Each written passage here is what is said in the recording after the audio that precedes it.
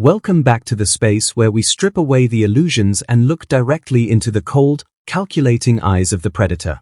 Today, we are entering the most private room in your life, the one place where you expected to be seen, cherished, and truly known, only to discover that you were never actually there with a partner. You were there with a scavenger. You have felt that bone-chilling coldness in the middle of a physical embrace, haven't you? That haunting realization that while your bodies are entwined, his soul is 1,000 miles away, or perhaps, it doesn't exist at all. We are uncovering the big haunting question. Why does the narcissist only want to consume your physicality while remaining utterly repulsed by the idea of loving your soul? Imagine standing in a gallery where the most beautiful art is being treated like common scrap metal. To you, intimacy is the ultimate bridge between two hearts, a sacred surrender where walls come down and two people become one. To him, it is a high-stakes transaction in a game where he must always be the house. You offer him a garden of vulnerability, and he treats it like a parking lot. This isn't a misunderstanding of love, it is a fundamental difference in species. While you are seeking a sanctuary, he is seeking a fuel station.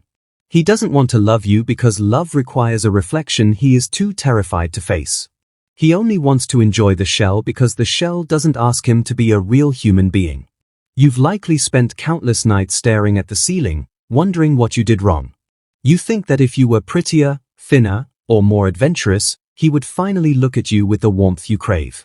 But the truth is much darker and far more cinematic than your insecurities allow you to see. The narcissist doesn't see a woman when he looks at you, he sees a high-end appliance. He sees a utility. He sees a way to quiet the screaming void inside himself for 20 minutes before the hunger returns. Your suffering stems from the fact that you are trying to give a heart to a person who views a heart as a liability, a weakness to be exploited rather than a gift to be protected.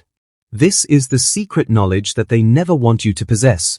The narcissist is a biological machine programmed for consumption. When he is with you, he isn't making love, he is performing a ritual of dominance.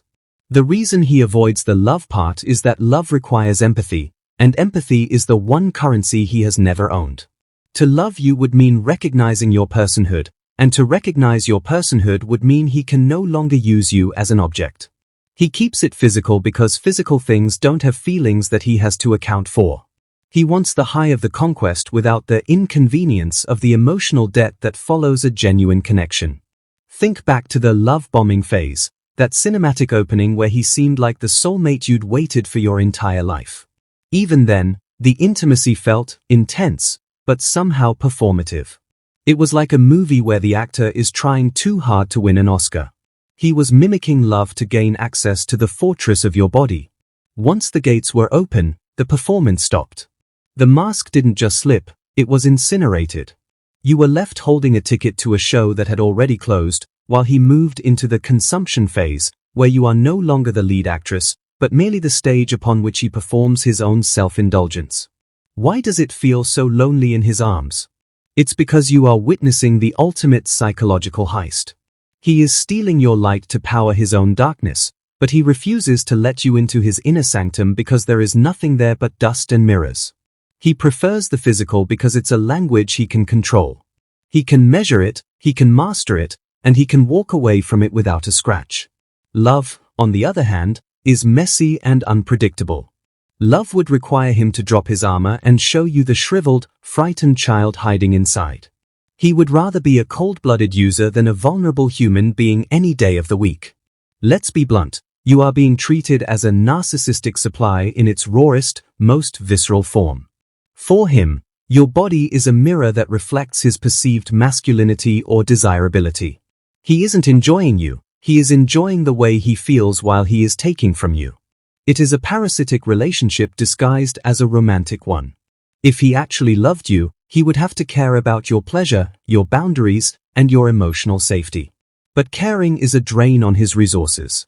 He has a bottomless pit of insecurity to fill, and he doesn't have time to worry about the person he is stepping on to reach the rim of that pit. Have you noticed how he avoids eye contact or emotional talk right after the act? That is the post-consumption discard. Once the biological urge is satisfied, your value to him drops to zero instantly. You are like a wrapper after the candy has been eaten, something to be tossed aside until the hunger returns. This is the moment where the psychological war is most apparent. He becomes distant, irritable, or even cruel, because your presence is now a reminder of his own emptiness. He doesn't want to love you because loving you would mean staying in the room, and he is already looking for the next exit. We are diving deep into the architecture of his apathy because that is where your healing begins. You must stop projecting your capacity for depth onto a creature that only lives in the shallows. When you ask why he won't love you, you are asking a blind man to describe the color of a sunset. He literally cannot see what you are offering. He is a scavenger of sensations, a collector of trophies, a man who knows the price of everything and the value of nothing. The bedroom isn't a place of union for him, it is a place of extraction. He is mining you for the validation he cannot give himself. Stay with me, because we are about to break down the mechanics of his broken brain. We are moving past the tears and into the analytical truth of why he treats the most intimate act as a cold-blooded robbery. This isn't just about a bad boyfriend. This is about a psychological blueprint that is designed to leave you hollow while he walks away full. By the time we are done, you won't just understand why he won't love you, you will realize that his love would be a poison you no longer want to drink. The exposure of the hollow man continues right now. To understand the narcissist's obsession with physical consumption over emotional love, we must examine the void of the self. Deep within the narcissist, there is no stable identity. He is a collection of stolen traits and curated masks. Because he does not love himself, in fact, he loathes the vacuum where a self should be, he is fundamentally incapable of extending love to anyone else. When he engages with you physically, he is trying to use your vitality to jumpstart his own dead internal engine. He wants the electricity of your body to mask the silence of his soul. It is a temporary fix for a permanent psychological blackout. In the narcissist's mind, people are not subjects, they are objects. This is known as object constancy failure. When you are not fulfilling a specific need for him, you effectively cease to exist as a person with rights. In the bedroom, you are the intimacy object. He views your body as a tool, much like a hammer or a car. You don't love a hammer, you use it to build something for yourself. He uses your body to build a fleeting sense of power and relevance. To him, the idea of loving an object is absurd. You don't ask the hammer how it feels, and he doesn't ask you what your heart needs. There is a terrifying phenomenon called the intimacy paradox. For a narcissist, true emotional intimacy is the ultimate threat. It is the one thing that can pierce his mask and reveal the smallness he hides from the world. If he were to truly love you, he would have to be seen, and being seen is his greatest fear. Physicality, however, provides a convenient smokescreen. He can be close to you without ever being with you.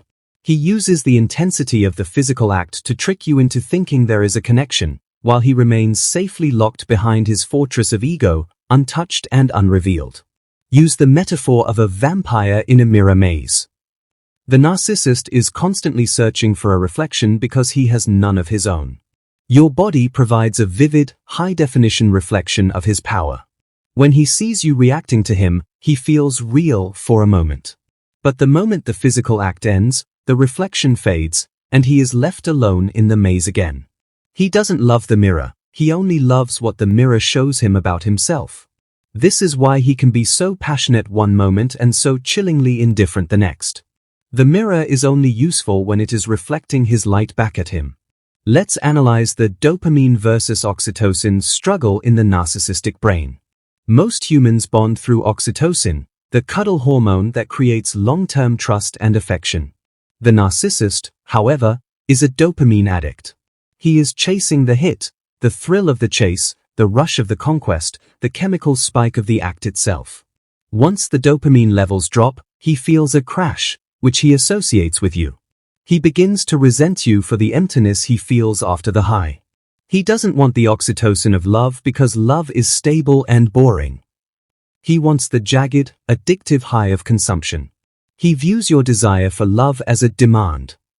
To a narcissist, being asked to love is like being asked to pay a tax on his pleasure. He feels entitled to your body because he has won it through his manipulation. When you ask for emotional connection, you are changing the terms of the deal in his head. He thinks, I gave you my time, I gave you my performance, and now you want my soul too? You're so greedy. This twisted sense of entitlement allows him to feel like the victim whenever you express a human need. He treats your heart like an uninvited guest at a party he threw for himself. We must also discuss the malignant narcissist's need for degradation. In many cases, the narcissist doesn't just want to use your body, he wants to diminish you through the act. By keeping it purely physical and denying you the love you crave, he is practicing a form of sexual devaluation. He knows you want more. He knows you are starving for a kind word or a tender touch.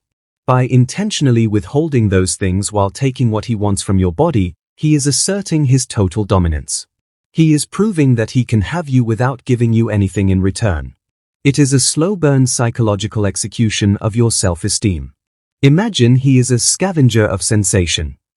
He has no internal world of his own, so he has to eat yours. He doesn't want to love you because love is a mutual exchange, and he has nothing to give. He is a black hole. Anything that enters his gravity is stretched, crushed, and consumed. He focuses on your body because it is a tangible resource he can harvest. He leaves your soul alone not out of respect, but out of total lack of interest. To him, your soul is junk data that doesn't help him maintain his false image of being a powerful, detached predator. There is also the fear of engulfment. To a narcissist, loving someone feels like being swallowed whole. Because his ego is so fragile, he fears that a real emotional bond will cause him to disappear. He uses physical-only intimacy as a way to keep you at arm's length. It is a border control tactic. He lets you into the outer courtyard of his body, but he keeps the inner sanctuary of his life dead-bolted. He would rather you think he is a cold, heartless lover than risk the possibility of you seeing that he is actually a terrified, empty shell who doesn't know how to be a man. This is the cinematic truth of his pathology. He is a man trapped in a monochromatic world, trying to steal the colors from your life. He treats your body like a canvas he can paint his own fantasies onto, but he refuses to look at the artist who created it. He doesn't care about your suffering because, in his mind, you aren't suffering, you are just complaining that the service at his 5-star hotel isn't up to your standards. He is the customer, and you are the product. And customers don't love products. They use them until they break, then they look for a newer model. The shift begins when the mask of the soulmate finally cracks beyond repair. You have reached the point where the physical crumbs are no longer enough to sustain the starving garden of your spirit. This is the cinematic turning point where you stop asking, why won't he love me? And start asking, what is he actually doing to me? You begin to notice the pattern, the way he checks out emotionally the second the physical act is over. You start to see the glitch in the matrix. The man who claimed to worship you is suddenly a stranger in your bed, and the silence in the room is deafening. This is the moment of the grand awakening. You decide to test the waters of his empathy. You stop being the perfect, compliant body, and you start demanding a soul-to-soul presence. You ask for a conversation. You ask for a night of just holding each other without the expectation of consumption. Watch his face in this moment. The transition is chilling. The charming lover vanishes, and in his place is a man who looks at you with a mixture of boredom and simmering rage. You have interrupted his supply flow, and he views this as a breach of contract. The power dynamic is shifting because you are no longer playing your role. The narcissist senses your withdrawal of compliance supply instantly. He is like a shark that detects a drop of blood in the water from miles away. When you stop offering your body as a sacrificial lamb to his ego, he doesn't become more loving to win you back. Instead, he escalates his coldness. He might start triangulating, hinting that there are others who would be more appreciative of his attention. He uses your need for love as a hook to drag you back into the physical cycle. It is a psychological plot twist. He tries to make you feel guilty for having needs, turning your own humanity against you. You are now witnessing the narcissistic injury in real time. By demanding love, you have exposed his inability to provide it. You have held up a mirror to his void, and he cannot stand what he sees.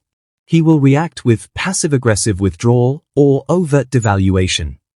He might tell you that you're too emotional, suffocating, or that sex is just sex, why do you have to ruin it? He is gaslighting you into believing that your desire for a human connection is a mental illness.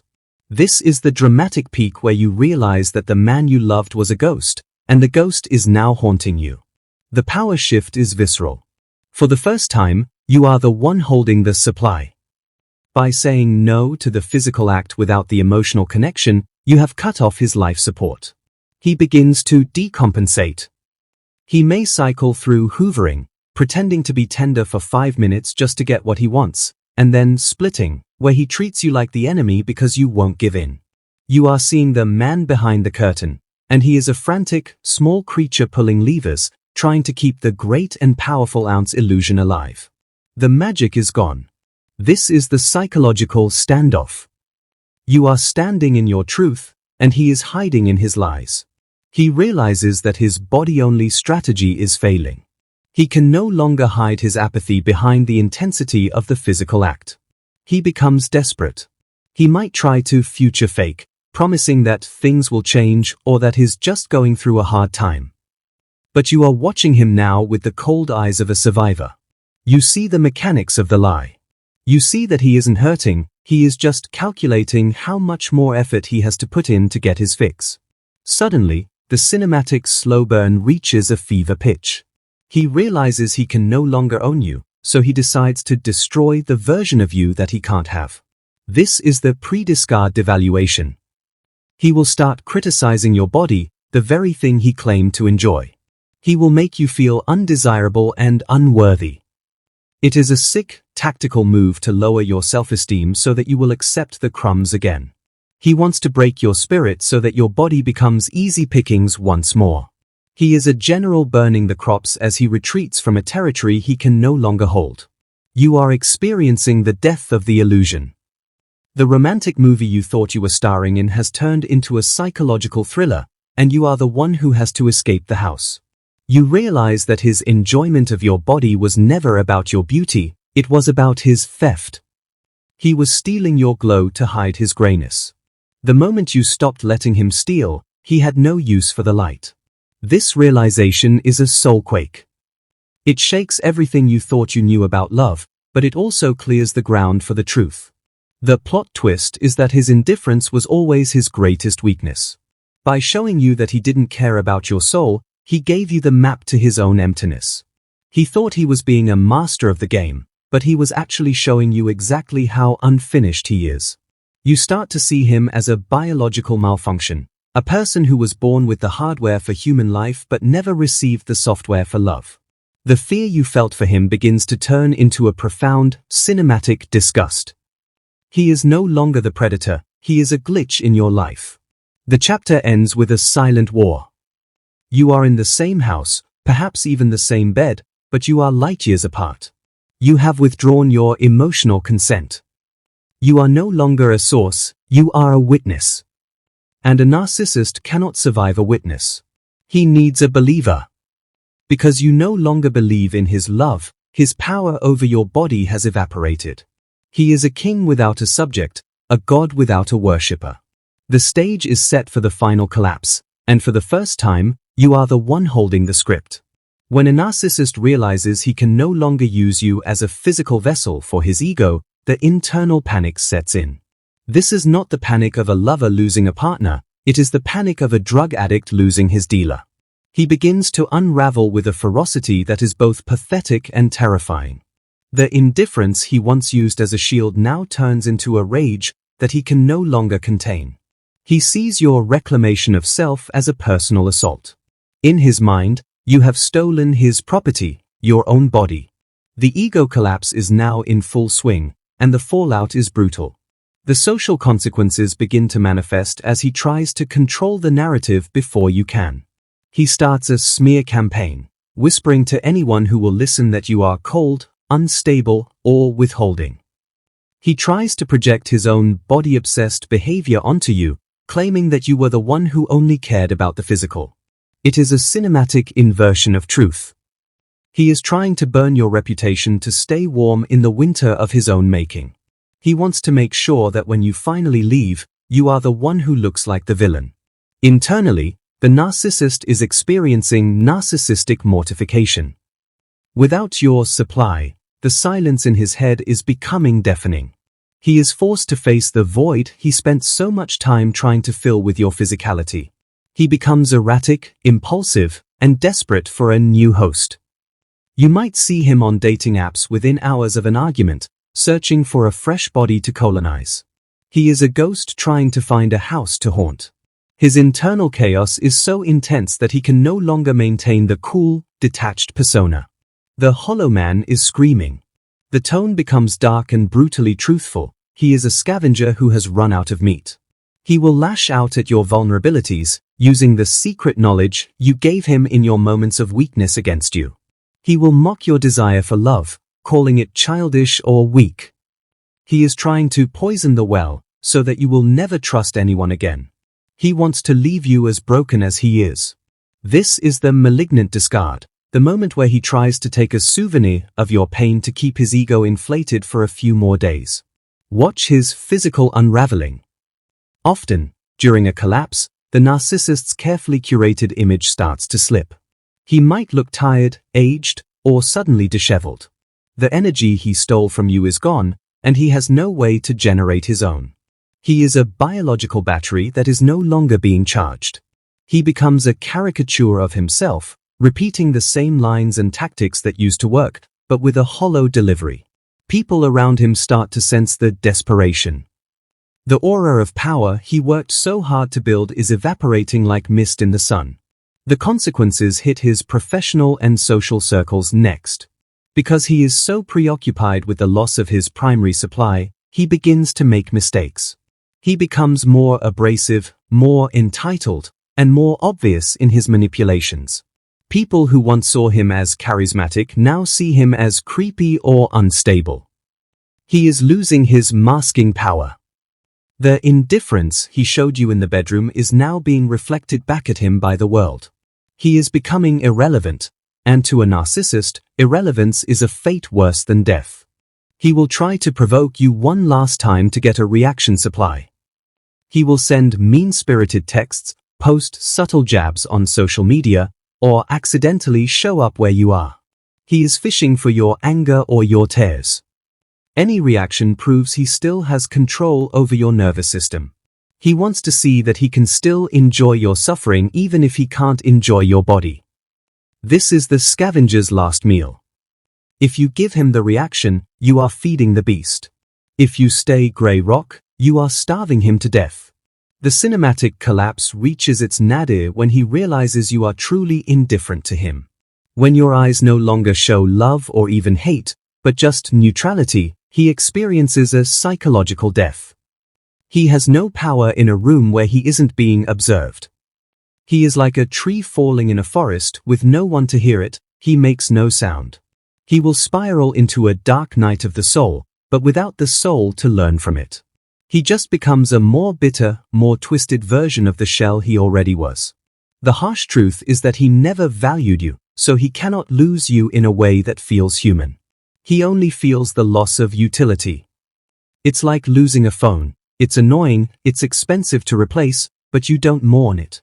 This is the brutal revelation that you must accept. He isn't crying over your memories, he is cursing the inconvenience of your absence.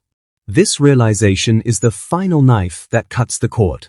You are no longer the beloved, you are the ex-employee of a failing company. You are finally free of the job. As the chapter closes, the narcissist is left in a monochromatic hell of his own making. He is already looking for the next body to occupy, the next source to drain. He is a nomad of the flesh, doomed to repeat this cycle until he dies. He will never know the warmth of a real union.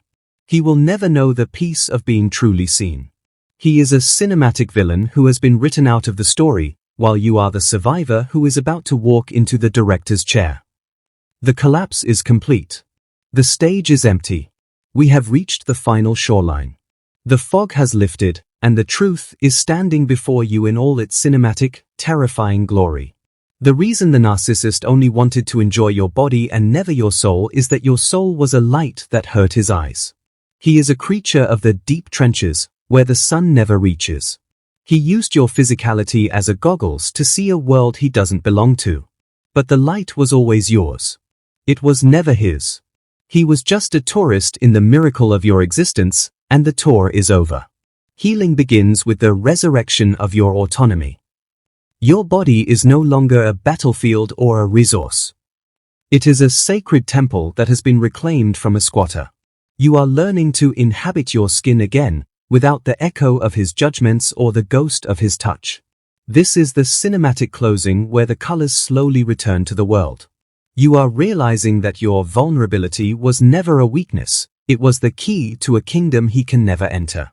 You are the wealthy one, and he is the eternal beggar. Deliver the final truth punch to your own heart. You didn't fail to make him love you. You succeeded in surviving a person who is incapable of the very concept of love. You were trying to plant flowers in a salt mine. The fact that nothing grew isn't a reflection of your skill as a gardener, it's a reflection of the toxic soil. You can stop blaming yourself for the barrenness of his heart. You are now free to take your seeds and find a living earth that will cherish them. Your empathy is your superpower. Empowerment is the act of starving the ghost. You have realized that no contact isn't just a strategy, it's a sovereign border. You are no longer available for consumption. You have closed the extraction site. When you look back at him now, you don't see a powerful predator, you see a broken machine. You see a small, frightened ghost rattling chains in an empty house. The fear has been replaced by a clinical observation. He is a psychological artifact, a reminder of where you will never go again. Provide yourself with the emotional closure he was too hollow to give. The closure isn't a conversation, it's a conviction. It is the absolute certainty that you are worth full-spectrum love, body, mind, and soul. Any person who only wants part of you is not enough for you. You are the whole story, not just a chapter to be skimmed. You are the masterpiece, not just a sketch. By validating your own humanity, you have exorcised the narcissist from your nervous system. You are clean. The cinematic atmosphere of your life is now one of quiet strength. You have survived the darkest night and found the morning star within yourself. You are no longer chasing the ghost for a scrap of warmth, you are building your own fire. You are surrounded by real people who see your soul before they ever see your form. You are learning the language of healthy intimacy, a language of trust, safety, and mutual respect. The static of the narcissist's lies has been replaced by the symphony of your own truth. Think of the predatory cycle as a psychological vaccination. You have been infected with the truth of human darkness, and your immune system is now impenetrable. You can spot a scavenger from across the room. You can sense the void before it ever gets close to your heart. This is the secret knowledge that makes you dangerous to the hollow men of the world. You are UN manipulatable. You are UN consumable. You are a force of nature that has learned how to protect its own light. As the credits roll on this chapter of your life, remember that the suffering you endured was the price of admission to a higher level of self-awareness. You didn't just get over him, you evolved beyond him. He is still in the dark room, playing the same broken record. You are in the open air, writing a new script. The intimacy you seek is no longer a transaction, it is a transcendence. You have graduated from the school of shadows and you are now a master of the light. Look into the mirror of the soul and smile. The person looking back at you is a survivor, a warrior, and a sacred being. The narcissist tried to reduce you to a body, but he accidentally awakened your soul. He tried to use you up, but he only used up his chances. You are full, radiant, and untouchable. The story of your consumption has ended, and the epic of your creation has begun. You are the director, the star, and the final word. The narcissist only wanted your body because he was too cowardly to face your magnificence. He took what he could carry, but he left the treasure behind. You are that treasure. You are the gold that survived the acid. The hollow man is gone, and the whole woman remains. Walk out of the shadows and into the sun, and never look back. He didn't love you because he couldn't even see you, and that was his tragedy, not yours.